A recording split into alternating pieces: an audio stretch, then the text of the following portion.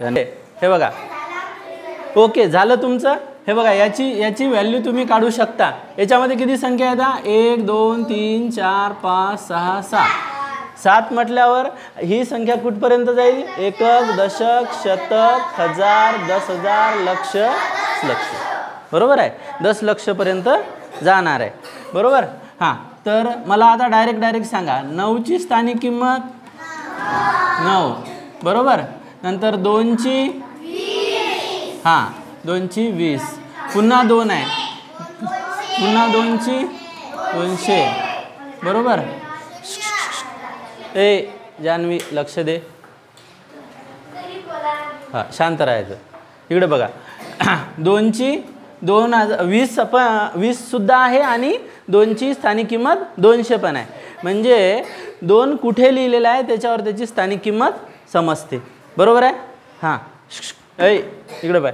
हां, नंतर बघा 0. आता मी तुम्हाला सांगितलं 0 कुठं बी लिहिला तर त्याची स्थानिक किंमत 0 होते. बरोबर आहे. हां, नंतर 4. 4ची 4 आणि त्याच्यावर किती शून्य? 4. 1 2 3 आणि 4. ठीक आहे, तिकडं लिहिल्या चाललं नाही. 1 सेकंड.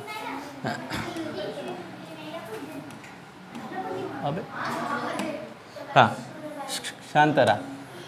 हे बघा, 4ची स्थानिक किंमत 4ची स्थानिक 4 शून्य द्यावं लागतील आपल्याला. 1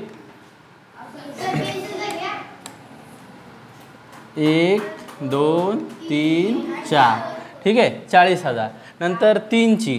बरोबर, 3ची स्थानिक किंमत 3ची, त्यावर 5 शून्य द्यायचे. 3 वर किती शून्य? 5. 1 2 3 4 5. ठीक आहे, 3 लाख झाले. आणि बाजूला आहे 7 म्हणजे 7. तर 7ची स्थानिक किंमत किती होणार? 70 लाख. त्यावर 6 शून्य द्यायचे. 1 2 3 4 5 6. ठीक आहे, तर अशा असतात स्थानिक किमती. बरं का. इकडे लक्ष द्या ना. दिसते. हां, स्थानिक किमती आपण अशा निवडत असतो, एकक, दशक, शतक या स्थानावरून. बरोबर आहे. हां, लक्षात आलं. हां, बघा लक्ष द्या. आज नवीन टॉपिक आहे दर्शनी किंमत. ठीक आहे, दर्शनी किंमत.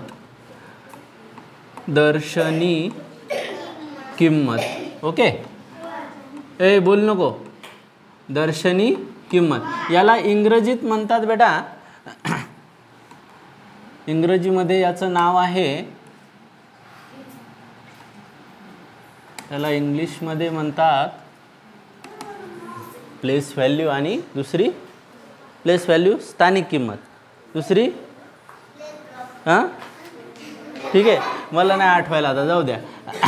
ठीक आहे, हे इंग्लिशचं जाऊ द्या, आपल्याला इंग्लिशमध्ये पेपरच नाही, आपण मराठीत शिकू. दर्शनी किंमत. आता बघा, तुम्हाला जसं संख्या सांगितली होती मी, आता समजा एक नवीन संख्या घेऊ आपण, 3 8 7 5. आणि हे लय सोपं आहे. दर्शनी किंमत एकदम सोपी आहे. इकडे बघ. दर्शनी किंमत म्हणजे जे दिसते तेच. दर्शनी किंमत म्हणजे काय? जे दिसते तेच. ठीक आहे, समजा आता दर्शनी किंमत 3ची दर्शनी किंमत जर विचारलं, 3ची दर्शनी किंमत, ठीक आहे, असं जर विचारलं आपल्याला दर्शनी किंमत, तर काय लिहायचं? 3ची दर्शनी किंमत म्हणजे जे दिसते तेच. आता 3 दिसतात ना आपल्याला, तर मग 3ची दर्शनी किंमत 3च. समजलं? याच्यावर शून्य लिहायचं काम नाही. नंतर जर विचारलं 8ची सांगा, तर 8ची दर्शनी किंमत सुद्धा 8च. ठीक आहे, 7ची दर्शनी किंमत 7च. ओके. नंतर 5ची दर्शनी किंमत 5च. किती सोपं आहे का अवघड? हां, आहे ना, एकदम सोपं आहे की नाही? हां, तर एवढं सोपं आहे दर्शनी किंमत. आणि स्थानिक किंमत तर तुम्हाला सांगितलेली आहे. ठीक आहे, आता दुसरा मी नंबर देतो, तुम्ही स्वतःच लिहू शकता. याच्यात काहीच अवघड आहे का? नाही. ठीक आहे, दुसरा नंबर घ्या, 902917. हां, आणि याच्या दर्शनी किमती लिहा. दर्शनी किंमत.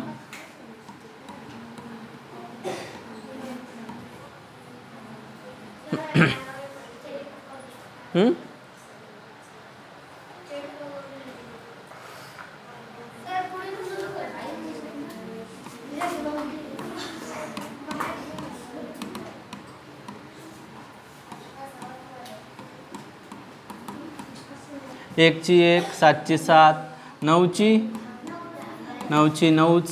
दर्शनी किंमत म्हणजे जे दिसते तीच, आलं का लक्षात?